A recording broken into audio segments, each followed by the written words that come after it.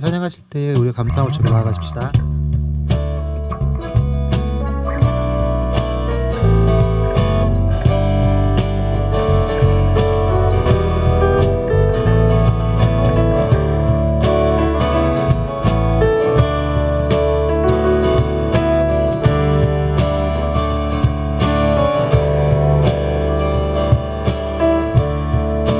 문땅이여 문땅이여 여호와를 높여 찬양하라.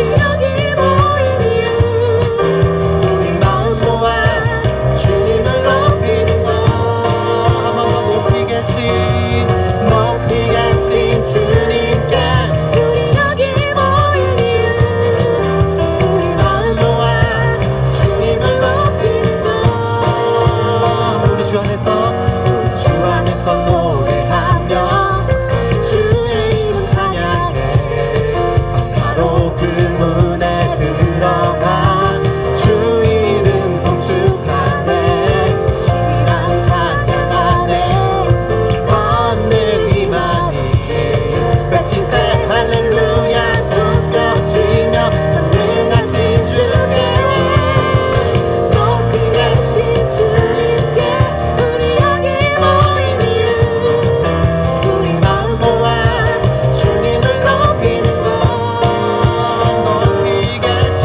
높이 계신 주님께 우리 여기 모인 이유 우리 마음 모아 주님을 높이는 것 한번 고백하실까요? 우리 주 안에서 노래하며 주의 이름 찬양해 감사로 그 문에 들어가 주 이름 성축하네 진실한 찬양 안에 권능이 많이 외치세 할렐루야 손뼉치며 전능하신 주께 높이 계신 주님께 우리 여기 모인 이유 우리 마음 모아 주님을 높이는 것 높이 계신 주님께 우리 여기 모인 이유 우리 마음 모아 주님을 높이는 내 안의 모든 것 주를 바랄 때 주의 능력 그 영광 은혜와 자비도 찬양하며 춤추세 마음 문 열어 주가 자유케 하리 주의 이름 찬양해 높이 계신 주님께 우리 여기 모인 이유 우리 마음 모아 주님을 높이는 것 높이 계신 주님께 우리 여기 모인 이유 우리 마음 모아 주님을 높이는 것 우리 한번 고백하실까요? 높이 계신 주님께 우리 여기 모인 이유 우리 마음 모아 주님을 높이는 것 한 번 더 높이 계신 주님께 우리 여기 모인 이유 우리 마음 모아 주님을 높이는 것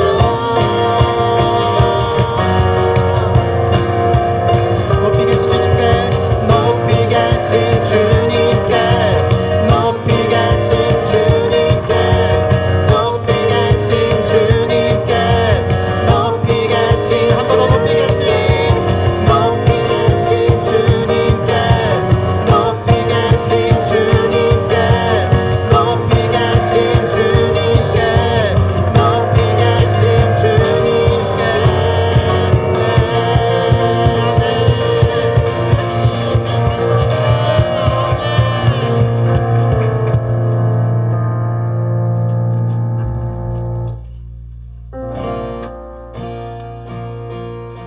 우리 주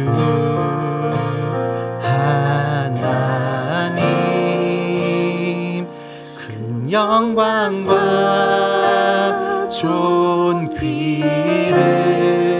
존귀를 받기에 합당하신 지금 여기 계신 하나님 온 천지 만물을 지으시고 다스리는 큰 권능과 능력으로 주의 말씀 이루시니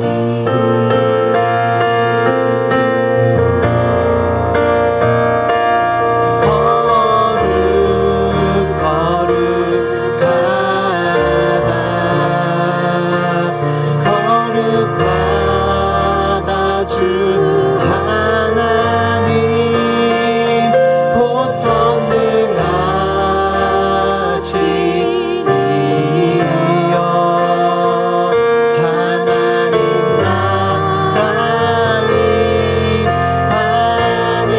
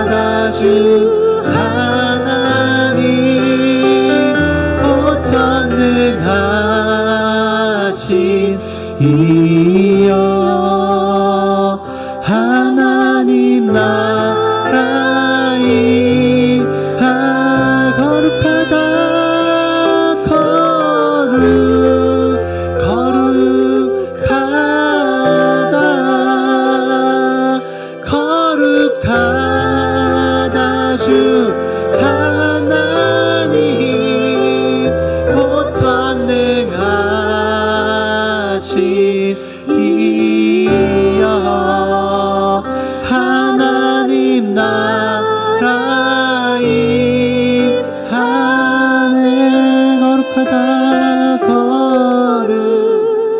거룩하다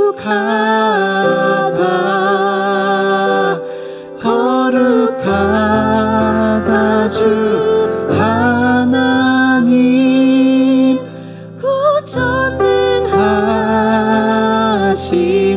이여 하나님 나라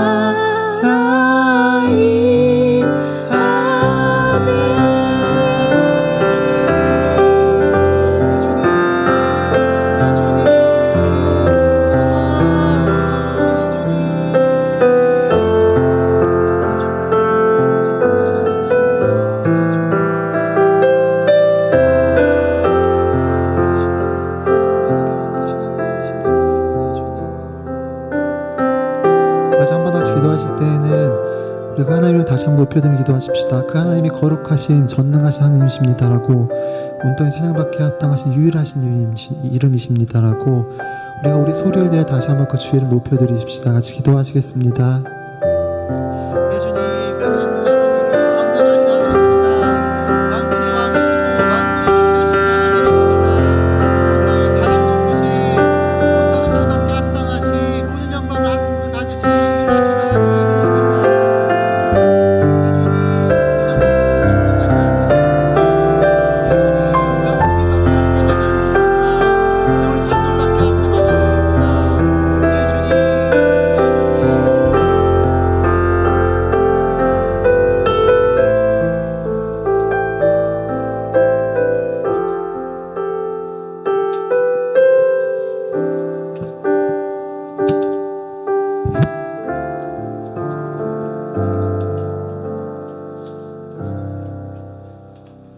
이 세상을 창조하시고 다스리시는 하나님, 주님의 위대함과 전능하심으로 말미암아 우리가 지음을 받았고 또 은혜로 인해 이 예배의 자리에 나올 수 있었음에 감사드립니다.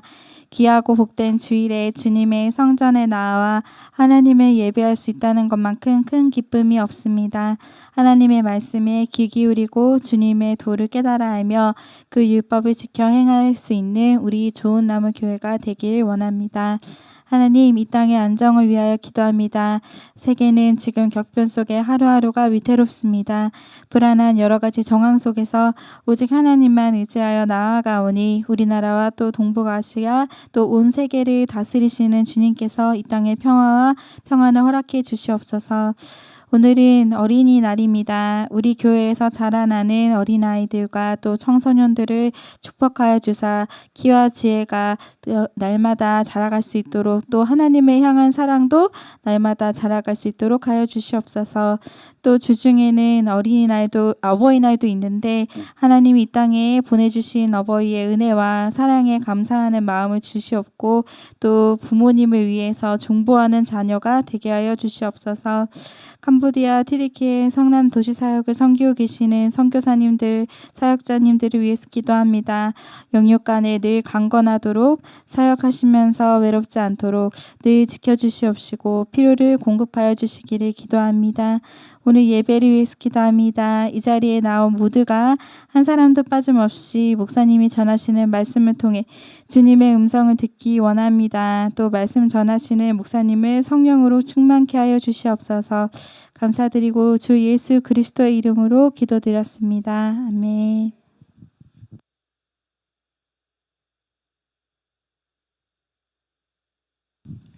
말씀 같이 보시겠습니다. 말씀은 마가복음 10장 13절에서 14절 두 절 말씀 같이 읽도록 하겠습니다. 마가복음 10장 13절 14절 같이 읽겠습니다. 시작. 사람들이 예수께서 만져주심을 바라고 어린아이들을 데리고 오매 제자들이 꾸짖거늘 예수께서 보시고 노하시어 이르시되 어린아이들이 내게 오는 것을 용납하고 금하지 말라. 하나님의 나라가 이런 자의 것이니라. 아멘. 오늘은 어린이날이면서 어린이 주일로 아마 전국이 지켜서 아마 교회 상당수의 교회가 이 본문으로 오늘 설교할 거라고 추측을 합니다. 그러니까 1년에 한 번 이 본문이 주로 사용되고 이제 어린아이가 어떤 존재인지 어린아이가 어떻게 하나님 앞에 나간지를 설명하는 주간을 이번 주에 아마 가질 거라고 생각하고요. 또 어린이날과 어버이날이 겹쳐 있기 때문에 아마 오늘 두 개를 섞어서 설교하거나 전달하려고 하는 노력들을 아마 전국교회가 할 거라고 생각을 합니다. 저희도 마찬가지로 어린이날이 되는 날이기 때문에 어린이와 관련된 그리고 부모와 관련된 얘기로 오늘 말씀을 나누려고 합니다. 오늘 본문은 예수님이 화를 내시는 장면이 나와 있죠. 그러니까 성경을 보면 예수님이 은근히 화를 좀 많이 내십니다. 그러니까 예수님이 무조건 인자하시고 좋게만 얘기하시는 분이라기보다 뭔가 잘못된 것이 있으면 정확히 지적하시고 말씀하시는 분이기 때문에 여기서 무언가에 대해서 분이 여겨서 말씀하시는, 이 분이 여긴다는 말은 신앙이 없는 사람의 태도 같잖아요. 근데 예수님은 이런 제자들의 태도에 대한 어떤 분을 이렇게 경험하시게 됩니다. 유대인들의 문화를 좀 생각해 보면 유대인들은 아무나 대접받는 문화를 갖고 있지 않았습니다. 유대인들이 대접하지 않는 존재들이 있었는데 그 중에 하나가 여자는 대접을 못 받는 존재였고요. 가난한 사람, 대접을 할 필요가 없는 사람이었고, 실패한 사람, 대접할 이유가 없는 사람이었습니다. 근데 또 하나 들어가 있는 게 아이들이었습니다. 그러니까 어린아이는 성인이 아니기 때문에, 그리고 더 정확히 말하면 성인 남자가 아니기 때문에, 더 구체적으로 말하면 성공한 남자가 아니기 때문에 대접을 전혀 하지 않는 시대에 유대인들은 살고 있었다는 겁니다. 그래서 예수님이라고 하는 분이 뭔가를 가르칠 때 그 가르침에 적합한 사람이 와야 되는데 어린아이는 그 가르침에 적합하지 않다는 생각으로 오는 것을 막는 제자의 모습이 오늘 본문에 나와 있는 거죠. 사람들이 인정하고 대접받는 사람들만이 주님 앞에 오는 것을 허락하고, 또 대접받지 못하는 사람들이 오는 것을 금하는 제자들을 향해서 하나님 나라는 그런 곳이 아니고 예수님의 가르침은 그렇게 전달되는 것이 아니라는 것을 예수님은 오늘 본문을 통해 우리 가운데 말씀하고 있는 걸 볼 수 있습니다. 먼저 보면 주님께 찾아옵니다. 참 감사한 것 중에 하나가 사람들이 예수의 만져주심을 바라고 어린아이를 데리고 옵니다. 이 사람들이 누구였는지에 대한 구체적 설명은 없지만 아마 추정컨대 부모들이었을 거라고 생각을 합니다. 부모들이 아이들을 주님 앞에 데려오는 장면이 나와 있습니다. 아이들이 주님 앞에 왔지만 그 배경에는 아이들을 데리고 온 부모들이 여기 나와 있다는 겁니다. 여기서 우리는 부모의 사명 하나를 볼 수 있죠. 부모는 무슨 역할을 해야 하는가? 다 알죠? 아이를 잘 키워야 된다. 아이를 잘 키운다는 게 무엇일까요? 세상에서 말하는 아이를 잘 키운다와 성경에서 말하는 아이를 잘 키운다는 뜻이 좀 다를 수 있습니다. 열왕기상 묵상하시는 분들은 아실 겁니다. 열왕기상에 나오는 지금 왕들은 자녀를 잘 키웠습니다. 잘 키웠죠. 자기 아들을 왕이 되게 했잖아요. 근데 열왕기상의 기조를 보면 전혀 잘 키웠다는 흔적이 나오지 않는 이유 중에 하나는 아이를 잘 키운다의 핵심은 아이들을 주님 앞에 데리고 오는 겁니다. 이게 부모의 사명이라는 거죠. 그래서 부모는 어떻게 하든지 자녀들이 주님의 은혜와 복을 누릴 수 있도록 부모님이 자녀를 이끌어가는 것이 가장 큰 사명이라는 겁니다. 근데 자녀들을 부모가 데리고 오지 않는 경우가 은근히 많이 있습니다. 우리말도 옛날에 있잖아요. 무슨 약 파는 사람들이 오면 애들은 가라고 했던 말들이 있는데 교회도 은근히 애들은 가라가 많은 것 같습니다. 저도 어렸을 때 기억이 애들은 교회에서 조용히 해야 되는 존재, 혹은 대예배 때 걸리적거리니까 밖에 나가 있는 존재로 인식이 돼서 놀이터에서 애들하고 놀면서 예배 안 들어간 것에 감사하는 그런 시간을 보냈던 기억은 있습니다. 아이들을 예수님께 데리고 나가는 것도 부모지만 실질적으로 자세히 보면 아이들을 예수님 앞에 나가는 걸 가로막고 있는 것도 부모입니다. 그 안에는 어떤 생각이 있다는 거죠. 여기서 만져주심이라는 말이 나오는데 사실 예수님이 이렇게 만지작거리는 거를 설명할 수도 있지만 우리가 성경에서 볼 수 있는 가장 큰 예수님이 우리를 만져주시는 방법은 말씀을 가르쳐 주시거나 말씀을 알게 하는 겁니다. 그래서 구약을 보면 하나님이 부모들에게 하신 명령이 자녀에게 교육을 잘해라, 자녀를 정서적으로 안정케 해라, 상처가 없게 해라, 이런 말씀을 하시기보다 신명기의 가장 핵심적인 부모가 자녀를 가르치는 방식이 이렇게 기록되어 있습니다. 어디서부터 읽어야 될지를 생각하고 있어서요. 다 읽을게요. 이러므로 너희는 나의 이 말을 너희 마음과 뜻에 두고 또 그것으로 너희 손목에 매어 기호를 삼고 너희 미간에 붙여 표를 삼으며 또 그것을 너희의 자녀들에게 가르치며 집에 앉았을 때든지 길에 행할 때든지 누웠을 때든지 일어날 때든지 이 말씀을 강론하고 또 내 집 문설주의 바깥문에 기록하라. 그리하면 여호와께서 너희 열조에게 주리라고 맹세하신 땅에서 너희의 날과 너희 자녀의 날이 많아서 하늘이 땅을 덮는 날의 장구함 같으리라. 부모에게 명령하고 있는 것은 여기 핵심적인 단어가 강론입니다. 강론은 제가 옛날에 한번 말씀드렸을 거예요. 여기서 강론하라는 말은 아이를 앉혀놓고 막 설명하라는 뜻이 아니라 집에 있든 길에 가든 뭐 누웠든 일어나든 가르치라는 겁니다. 이 가르치라는 말의 핵심이 강론으로 표현됐는데 이 강론은 끝없이 토론하라는 겁니다. 끝없이 토론하고 설명하고 대화하라는 겁니다. 여기서 나와서 한때 한국을 강타했던 교육 방법이 하브르타 교육이죠. 계속 설명하는 겁니다. 어떻게 설명해요? 이건 기독교인으로 이렇게 살아야 돼. 이건 하나님의 관점으로 이렇게 선택해야 돼. 이건 하나님의 관점으로 이렇게 보아야 돼. 라는 말을 끝없이 설명하는 겁니다.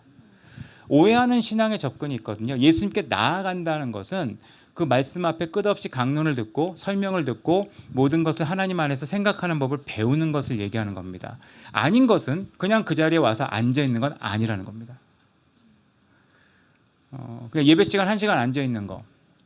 요즘 듣는 얘기 중에 되게 슬픈 얘기 중에 하나가 제가 작년에 어디 수련회 갔다가 그 청년부 수련회인데 그 유년부 소년부 교육자들도 왔더라고요. 도우러 왔는데 제가 무슨 부서 맡으셨어요? 그랬더니 유년부래요. 또 소년부래요. 그래서 되게 힘든 부서 맡았네요. 그랬더니 아니요라는 말을 안 하고 웃더라고요. 웃는단 말은 진짜 힘들다는 얘기죠. 그래서 왜 힘든지 알아요. 요즘 유년부나 소년부나 초등부의 부모들이 거의 고객 차원으로 접근을 하기 때문에 많은 교회에서 그런 일이 있다고 합니다. 대예배 때 어린이 부서를 해요. 그럼 대예배 시간은 짧습니다. 왜 대예배 시간이 짧죠? 어른들에게는 활동이 없고요. 딱 설교만 하고 끝납니다. 근데 아이들은 뭐 공과도 해야 되고 이러니까 시간이 길잖아요. 근데 대예배 끝날 때 어린이 부서가 끝나줘야 같이 갈 거 아니에요. 근데 어린이 부서가 일찍 안 끝나니까 학부모들이 항의하기 시작합니다. 왜 안 끝내? 그러니까 그 항의를 듣는 교육자들이 마음이 상하는 거죠. 그래서 상당수의 유초등부 전도사를 경험한 사람들이 이게 농담 반 진담 반인데 쿠팡 창고에서 일을 한다는 얘기가 존재하는 이유는 차라리 기독교인에게 이런 말을 듣느니 창고에서 일을 하겠다는 생각을 하게 만드는 그런 시대에 우리는 살고 있다는 겁니다. 그건 왜 그러냐? 예수님 앞에 나아가게 한다는 게 무슨 뜻인지 모르는 겁니다. 그냥 교회 갖다 앉혀놓으면 이게 되게 재밌거든요. 교회 앞에 앉혀놓으면 혹은 학원에 그냥 갖다 놓으면 혹은 좋은 미술관에 갖다 놓으면 혹은 좋은 광경을 보게 하면 아이가 변화될 거라고 생각하는 너무 무책임한 반응이라는 겁니다.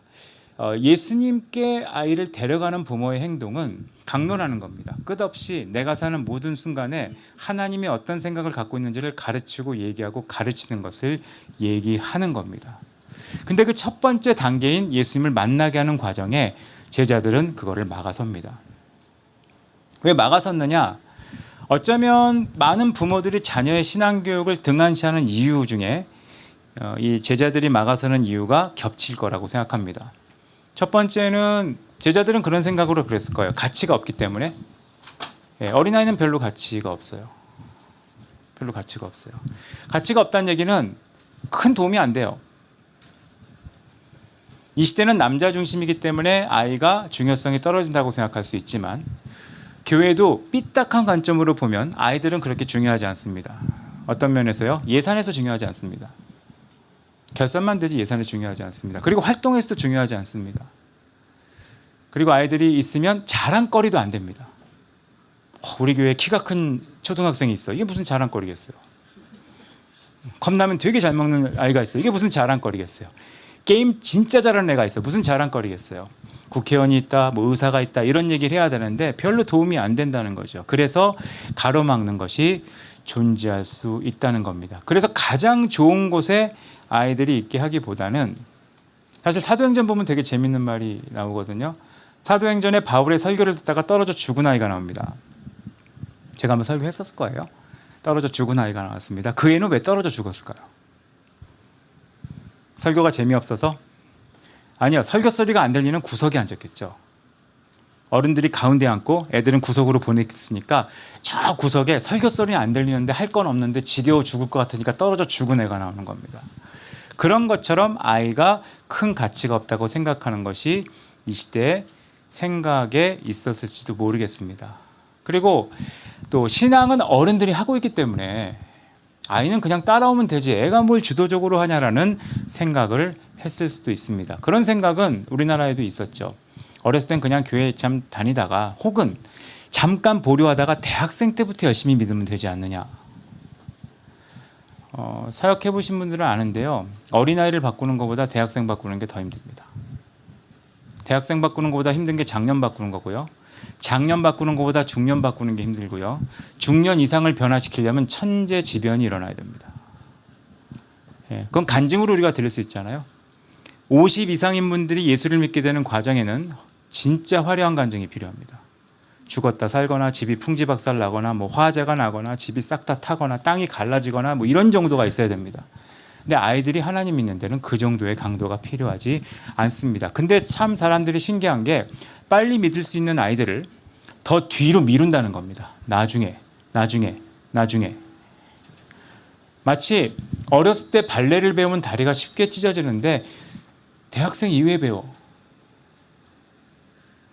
다 터지잖아요. 아니면 잘못 다리 찢으면 걷는 걸 제대로 못하게 되잖아요. 그런 것처럼 신앙의 보류가 존재하게 된다는 거죠. 그런 생각을 갖고 있었던 것이 이 당시의 사람들의 생각이었습니다. 그래서 예수님은 그거를 가로막지 말라고 얘기를 하고 있습니다. 도리어 어린아이 같아야 하나님 나라에 들어갈 수 있다. 어린아이처럼 하나님을 받드는 사람이어야 나갈 수 있다고 말씀하고 있는 걸 볼 수 있습니다. 그리고 예나 지금이나 똑같은 어린아이에 대한 관점 중에 하나가 어린아이는 귀찮은 존재입니다. 그 어린아이들이 예배 밖으로 나가게 된 이유 중에 하나가 시끄러워서거든요. 저도 그 경험을 했어요. 저는 제 모교회가 본당에 어린아이들이 못 들어가는 교회예요. 왜냐하면 들어가면 안 되죠. 들어가면 안 되는 이유가 소리를 내면 안 돼요. 본당에서. 지금도 제 모교회 혹시 가볼 일 있으시면 한번 가보세요. 본당이 조용합니다. 들리는 소리는 기침 소리와 성경 넘기는 소리밖에 없습니다. 아이가 만약 소리를 내잖아요. 안내원이 가서 내보냅니다. 나가라고. 그런 분위기예요. 그리고 이제 1층 정도에 앉아 있는데 애가 소리를 내면 동시에 고개가 돌아가는 소리가 나요. 착 소리가. 그걸 견딜 만한 사람이면 사실 소시오패스죠. 신앙이 있고 없고가 아니라 진짜 관계 못하고 자기밖에 모르는 사람 정도 거예요. 그러면 조용히 나가게 돼 있단 말이에요. 그런 문화에 있었죠. 시끄러운 거예요. 왜 시끄럽죠? 아이는 시끄러워요. 근데 제가 좀 충격을 받은 건 예수원단이라는 단체 간사로 가서 간사총회 갔더니 애들이 다 들어와 있어요. 앞에 찬양하는데 애들은 테두리를 뛰고 있어요. 근데 전혀 방해가 안 됐던 이유는 앰프 소리가 더 컸거든요. 애들이 아무리 소리를 질러도 하나도 안 들려요. 그러니까 애들도 그 소리를 이기면서 소리 지르다가 목이 쉬어서 못 지르는 그런 것들도 볼 수 있었는데 아이와 함께 예배드리다는 게 이런 거구나를 그때 처음 알았습니다. 그럼 이제 선택을 해야겠죠. 아이가 함께 예배드리려면 조용하면 안 돼요. 애들이 자기 소리가 들리게 하면 또 안 될 수도 있겠죠. 그런 여러 가지 조건이 있긴 하지만 아이들과 함께 드리는 예배가 어떤 것인가. 어떤 사람은 아이 업고 뛰면서 찬양하고 본인은 좋은데 애는 괜찮을지 걱정은 됐어요. 이렇게 업고 뛰면서 찬양하고 만삭인 사람이 예배 인도하다가 막 뛰고 그런 것들을 저는 YM이라는 단체에서 처음 봤어요. 참 신기하더라고요. 가족이 함께 예배할 수 있구나. 지금은 어쩌면 아이가 세상에서 가장 귀찮은 존재로 여겨지는 것 같습니다. 노 키즈 존이 있잖아요. 아이 들어오는 거 금지인 카페가 있고 아이 들어오는 거 금지인 식당이 있고 아이가 들어오면 되게 싫어하고 기차에서도 애들이 우르르 타면 사람들이 인상이 막 그어지고 이런 시대에 아이의 가치를 어떻게 둘 수 있느냐는 참 고민이 된다고 생각을 합니다. 근데 주님은 그들을 가까이 두셨습니다. 왜 가까이 두셨을까요? 어린아이의 특징 때문이에요. 어린아이 특징은 몇 가지가 있습니다. 첫 번째, 어린아이는 미래예요. 솔직히 여기 계신 어른들은 미래가 아니에요. 근접한 단어를 찾아봤자 모레 정도가 될 거예요. 이분들은 모레? 이 정도밖에 안 돼요. 미래는 아니에요. 여러분에게 남은 것은 어떻게 미래를 만드냐가 아니라 어떻게 끝까지 버티느냐가 남아있어요. 지금 그런 나이입니다. 이게 되게 냉정한 얘기 같지만 현실이에요. 그래서 어떤 부흥에도 어떤 사경에도 어떤 산상기도에도 어떤 어른들 집회에서도 여러분은 미래입니다. 이 설교 절대 안 합니다. 끽하는 얘기가 현실의 아픔 뭐 이런 얘기하고요. 좀 더 들어가는 분들은 과거의 상처 이렇게 얘기를 해요. 미래 따윈 없습니다. 그리고 혹시 미래인 얘기는 같이 뭐 기도하는 게 편안하게 죽을 수 있게 기도하거나 이 정도예요. 병이 안 걸리거나. 근데 청소년 이하는 설교할 때 미래를 언급합니다. 하나님 나라 입장에서 하나님이 미래를 보시는 분이라면 당연히 어린아이가 더 중요해요. 근데 시간이 걸리죠.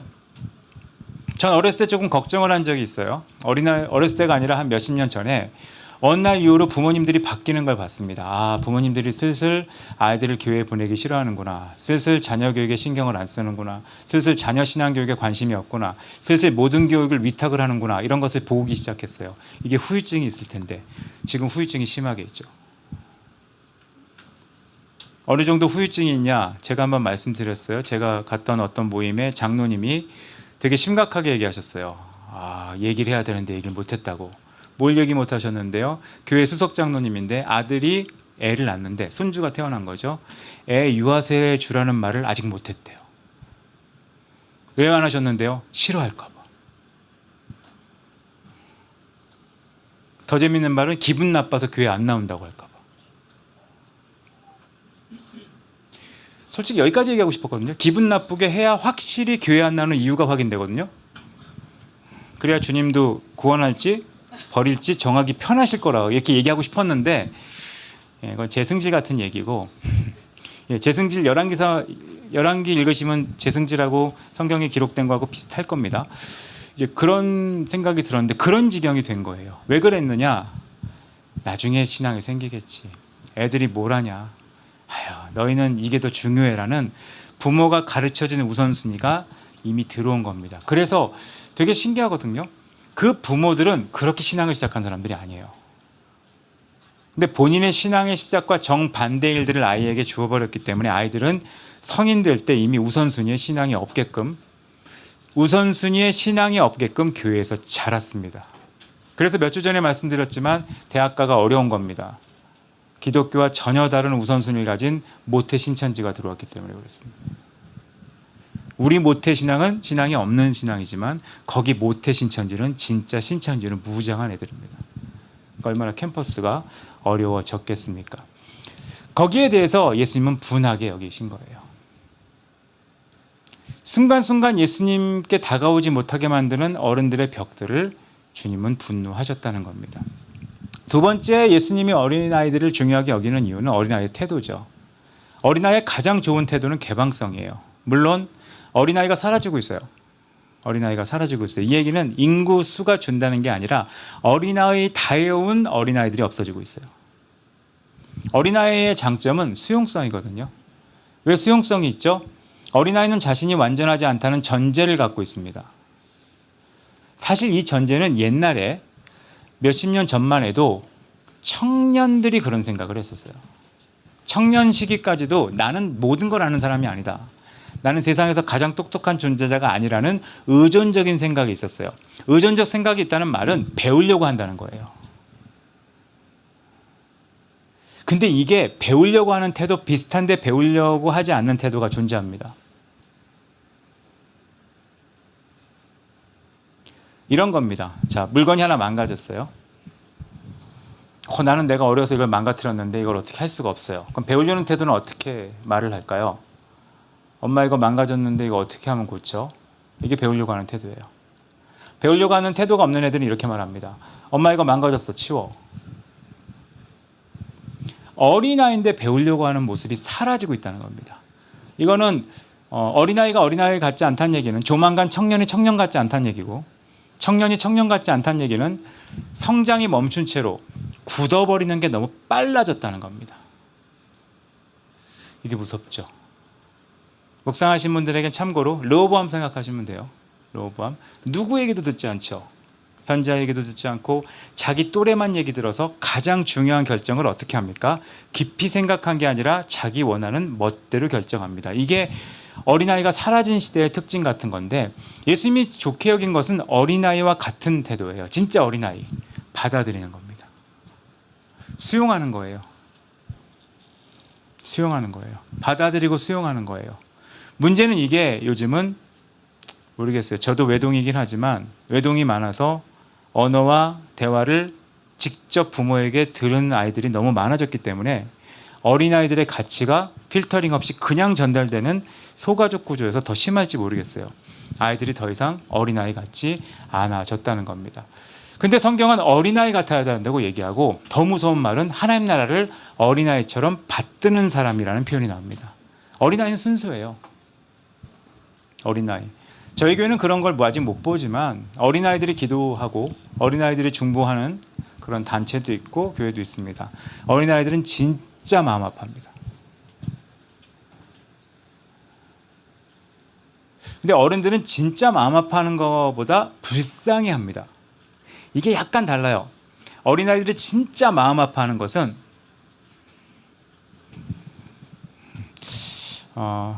갑자기 생각이 났어요. 어떤 분이 이렇게 제가 그 인터넷에 가입되어 있는 카페에 글을 올렸어요.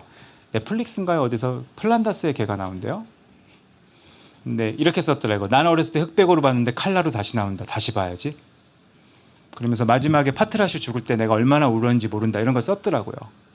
어렸을 때 플란다스의 개를 본 사람들은 파트라슈가 죽었을 때 펑펑 울었을 겁니다. 왜 울었을까요? 예, 요즘 말로 개불쌍해서? 아니요, 진짜 공감한 거예요. 진짜 공감한 거예요. 어른의 입장으로. 어른들은 그렇게 말할 거예요. 개 하나 죽었는데 뭐 이렇게 우냐. 비슷한 게 사줄게. 요즘 이렇게 말하면 티냐 그런다며요. 티냐. 네, 저 티예요. 네, 심한 티예요. 아니 그렇게 얘기할 수 있다는 거예요. 뭐 그렇게 얘기할 수도 있잖아요. 근데 아이들은 진짜 울어요.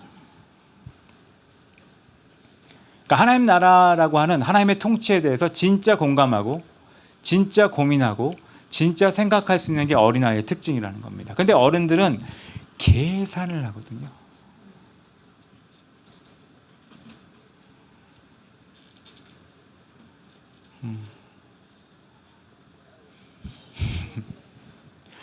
뭐 하나 생각이 났는데 말해도 되는지 모르겠어요.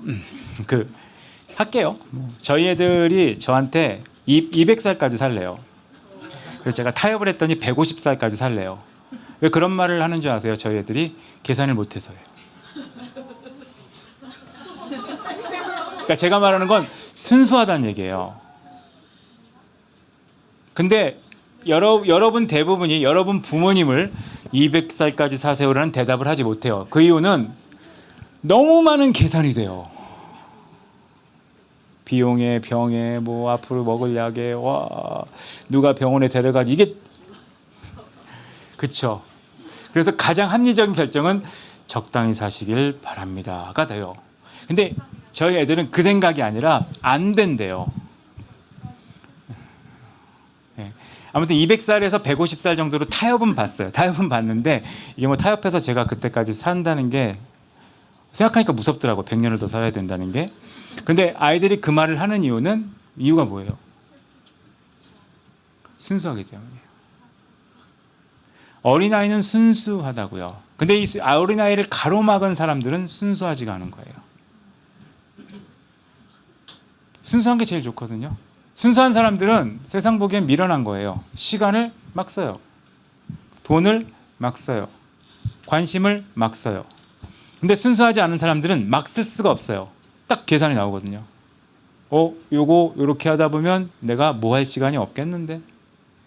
이거 이렇게 하다 보면 뭐가 방해되겠는데? 이렇게 하다 보면 뭐가 손해보겠는데? 그런 어쩌면 더 합리적인 생각들이 하나님 앞에 나아가는 아이들을 가로막고 그것만 가로막나요? 하나님 나라가 확장되는 것까지 가로막는다는 것을 오늘 본문에서 우리는 볼 수 있습니다. 전 5월이에요. 5월은 가정의 달입니다. 가정의 달에 할 수 있는 가장 중요한 일은 뭘까요? 가정을 다시 단단히 세우는 거죠. 가정을 든든히 세우는 게 뭘까요?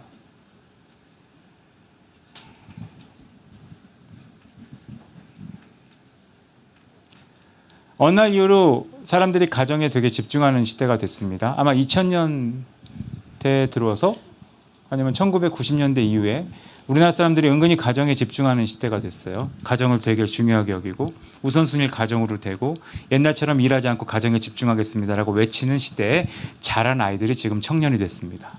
재밌죠? 가정을 안 만들려고 그래요. 너무 신기한 결론이에요. 어느 시대보다 가족끼리 시간을 많이 보내려고 하고 어느 시대보다 가족끼리 더 많은 뭔가를 하려고 그러고 가족 중심으로 뭔가를 하고 가족이 중요하지 뭐가 중요하냐 외쳤던 그 환경에서 자란 사람들이 가정을 안 만들려고 그래요. 제가 이 얘기를 왜 하냐면 가정을 어떻게 세우는지에 대해서 우린 잘 모른다는 겁니다. 성경에서 가정을 세우는 유일한 방법은 하나님 안에서밖에 없다는 걸 말씀합니다. 이유가 뭘까요? 가정은 하나님이 만들었어요. 하나님이 가정을 왜 만드셨겠습니까? 같이 살라고? 그래도 부모 자녀가 있는 게 모양이 좋아서? 아니요. 하나님이 가정을 만든 유일한 이유는 삼위일체 하나님을 드러내는 유일한 방법이 공동체이기 때문이에요. 그러니까 목적이 하나님을 드러내는 데 있기 때문에 가정이 단단해지는 유일한 방법은 하나님께로 가는 것밖에 없어요. 다른 길이 없다는 거죠.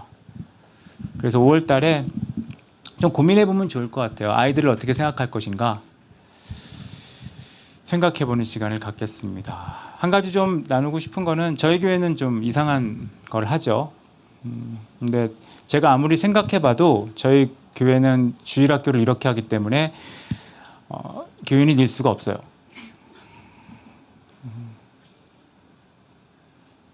제가 이상한 예를 드리고 마치겠습니다. 제가 되게 존경하는 목사님이 한 분 있습니다. 이명수 목사님이란 분이에요. 저는 그분이 참 좋아요. 좋은 이유가 그냥 별거 아니에요. 그냥 영락교회 담임 목사님이셨는데 퇴직금 전부 반납하고 가셨고 영락교회 담임 목사일 때 막 다 허세 부리는 목사 많았는데 차는 프라이드로 받으시고 웬만하면 지하철로 다니셨어요. 그래서 부목사들이 되게 힘들어했어요. 담임 목사가 프라이드 타거나 지하철 타고 다니니까 우리는 어떻게 다녀야 되냐, 기어 다녀야 되냐, 별 얘기를 다 할 정도로 되게 힘들어했습니다. 근데 이분이 영락교회 하시고 주님교회 하신 다음에 은퇴하고 모세골이라는 데를 만들었습니다. 모세골이라고 하는 영성 훈련하는 공동체를 만드셨습니다. 굉장히 넓은 곳에 있어요. 넓은 곳에 건물 정말 잘 지어서 들어와서 영성 훈련할 수 있는 데를 만드셨습니다. 여러분 같으면 어떻게 만드시겠어요? 영락교회 주님의 교회 경험이 있고 영성훈련장 양평에 크게 지어서 들어올 때 그러니까 있는 기간 동안 내야 될 회비는 좀 많아요. 많은 회비를 받을 수 있고 또 훈련받고 싶은 사람들이 적극적으로 들어오려고 하는 장소면 어느 정도 크기로 만들겠어요.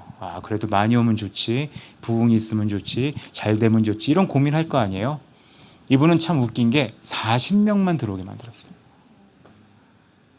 40명, 딱 40명 들어갈 수 있게. 그러니까 이분의 친구가 있어요. 동갑이면서 신대원 동기인 분이 있어요. 김진홍이라는 분이. 이해가 안 가는 거예요. 왜 이렇게 조그맣게 만드냐. 좀 더 많은 사람이 훈련받으면 좋지 않냐 이런 질문을 하신 것 같아요. 근데 이분이 냉정하게 말을 했대요. 더 들어오면 훈련이 안 돼.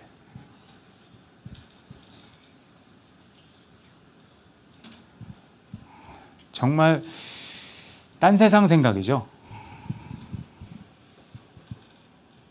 그분에게는 부흥이라는 개념이 없어요. 영성 신학 쪽에 마음이 있는 분이라 더 심한 것 같아요. 그분은 원래 하려고 하는 영성, 원래 하려고 하는 신앙, 원래 하려고 하는 하나님과의 관계를 만드는데 40명 이상이 들어오면 안 된다는 확신이 있는 거예요. 보통은 그렇게 안 하거든요. 100명이 모였습니다. 자랑하고 싶고 1년에 1000명이 훈련받았습니다. 잘하고 싶은데 40명. 그래서 아직 그곳은 짱짱하게 운영이 되는 것 같아요. 뭐 저희가 40명 하겠다는 뜻은 아니고 저희가 주일학교를 할 때 뭐 의도했다고 할 수도 있지만 안 했다고도 할 수 있는 이 애매한 방법. 엄마들이 교육을 하잖아요. 전국에 엄마들이 주일학교 하는 교회 없습니다. 그리고 아빠들이 주일학교에 참여하는 교회가 없습니다. 엄마 아빠들의 꿈은 딱 하나예요. 주일날이라도 자유롭자. 그래서 주일학교라는 이름으로 아이를 위탁하는 거에 꿈을 꾸고 있습니다.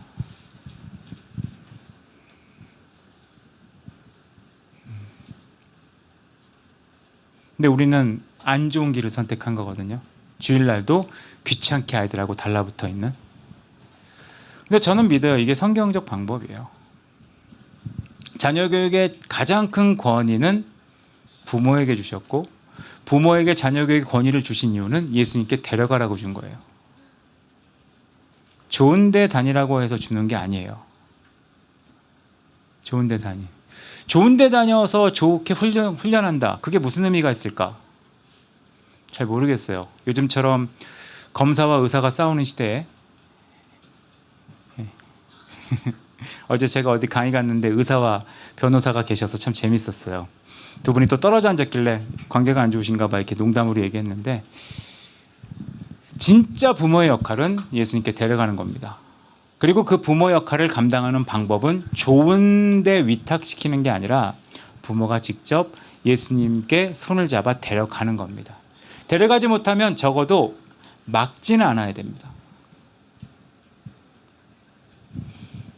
그렇게만 할 수 있다면 저는 신앙은 흘러갈 수 있다고 생각을 합니다. 5월달에 가정의 달이니까 그런 생각을 좀 하는 한 달을 보내셨으면 좋겠습니다. 예수님은 어린아이가 자신에게 오는 걸 금하지 않으셨습니다. 금하는 건 어른들이 금합니다. 어른들이 금하는 거예요. 어른들이 막아서서 수많은 이유로 아이들보다 몇 년 더 살아봤다는 이유로 영원하신 하나님이 주신 지혜를 가로막고 있기 때문인데 하나님께 더 가까이 아이를 데려갈 수 있는 여러분 모두가 되셨으면 좋겠습니다. 같이 기도하겠습니다. 이 시간 잠깐 그냥 개인 기도 말고 우리 교회를 위해서 좀 기도할까요? 우리 교회에 아이들이 있습니다. 감사한 거죠. 제가 4월 달에 노회를 갔는데 저희 노회뿐만 아니라 요즘 많은 교회에 아이들이 없어요. 평균 연령이 60이 넘는 교회들이 많아지고 있고 그래서 교회들이 별 수 없이 두 교회가 합병을 하는 이유가 한 교회에 젊은 사람이 전혀 없기 때문입니다. 태어나지 않는 아이들 엄청 많고요. 태어나도 교회에 오지 않는 시대가 돼버렸습니다. 지금 현재 우리나라의 초등학생들 한 반에 한 명이나 두 명만이 기독교인일 겁니다. 그래서 청소년 캠프를 가보면 요즘 애들은 청소년 캠프 와서 서로 감동하는 이유가 나 말고 기독교인이 이렇게 많어? 하고 놀래는 표정을 짓는 시대가 돼버렸습니다.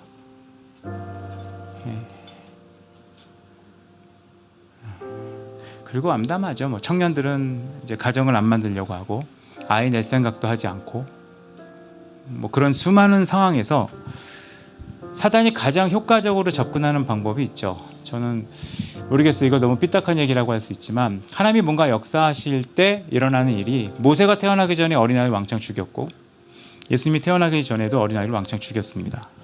어쩌면 하나님이 새로운 일을 하실 세대가 있는지 어린아이를 아예 태어나지 못하게 만드는 그런 시대에 지금 우리는 살고 있는데 아이들은 미래라고 생각합니다.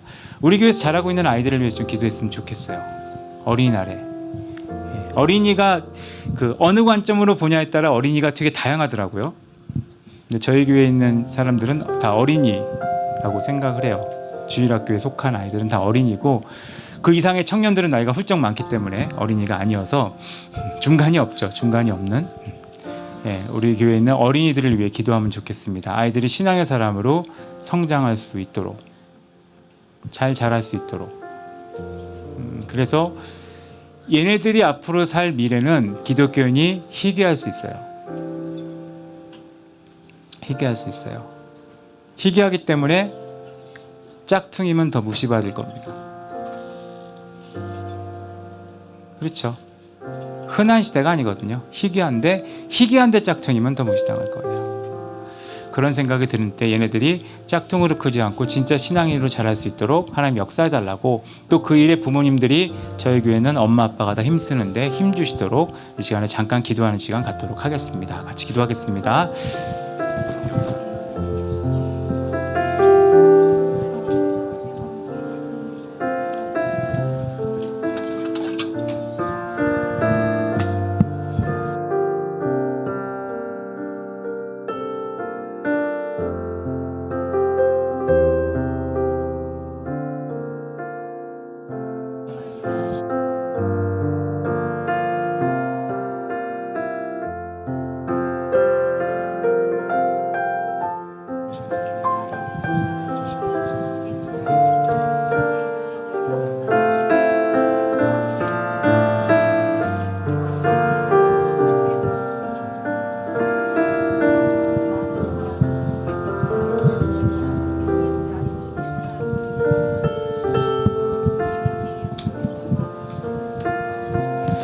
하나님, 자기에게 다가오는 어린아이들을 막지 않으신 예수님, 그와 반대로 예수님에게 다가가는 어린아이를 막았던 제자들의 모습을 잠깐 나눴습니다.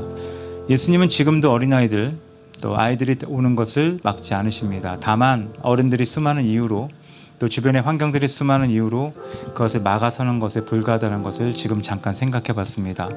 주님, 저희 교회에 속한 어린아이들이 예수님께 나아감이 막히지 않도록 하여 주시옵소서. 그래서 이 아이들이 예수님의 어루만짐을 경험하고 어려서부터 신앙으로 자라 마치 예수님 이후의 시대에 디모데 같은, 어려서부터 예수님을 알았다고 말하는, 물론 바울같이 극적인 변화가 있는 사람도 성경엔 필요하지만 디모데처럼 어려서부터 신앙을 받아 온전하게 든든하게 서 있는 신앙인처럼 여기 속한 한 명 한 명이 자랄 수 있도록 주님 역사해 주시옵소서. 그래서 기도하는 것은 부모들에게 주님 은혜 주시기를 기도합니다. 다른 교회 성도들처럼 편하게 애들 맡겨놓고 쉬고 커피 마시고 대화하다가 돌아가는 신앙생활을 하지 못하고 아이들을 위해서 준비하고 또 고민하고 또 설교도 하고 아이와 함께 시간을 보내야 되는, 어쩌면 세상 관점에서 피곤한 이 교육을 선택한 이 부모님들에게 은혜 주시고 힘 주셔서 이들에게 줄 수 있는 가장 큰 상급, 하나님 안의 가정이 세워지고 세상과 비교할 수 없는 아름다운 가정이 만들어지는 경험을 이분들이 누릴 수 있도록 힘 주시고 역사하여 주시옵소서. 우리 가운데 그런 은혜를 주실 것을 기대하고 감사하고 예수님의 이름으로 기도드립니다. 아멘. 겸손히 내 마음을 기원하나 나의 모든 것 받으소서. 나의 맘에 씻어 주사 주의 길을 행하게 하소서. 겸손히 내 마음 드립니다. 겸손히 내 마음 드립니다. 나의 모든 것 받으소서. 나의 맘 깨끗게 씻어 주사 주의 길을 행하게 하소서. 내가 원하는 한 가지 주님의 기쁨이 되는 것. 내가 원하는 한 가지 주님의 기쁨이 되는 것. 내가 원하는 한 가지 주님의 기쁨이 되는 것. 내가 원하는 한 가지 주님의 기쁨이 되는 것.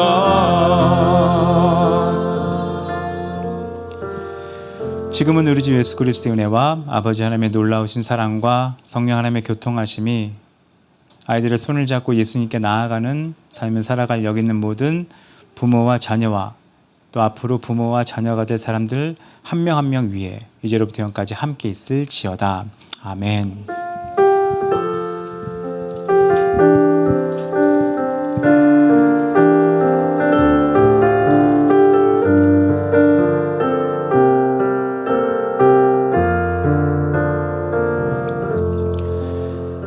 예, 간단히 광고 드리겠습니다. 오늘 그 소리가 조금 달라졌을 겁니다. 그 판교 화요 모임 엔지니어로 섬겨주는 형제님이 와서 소리를 좀 잡아줬거든요.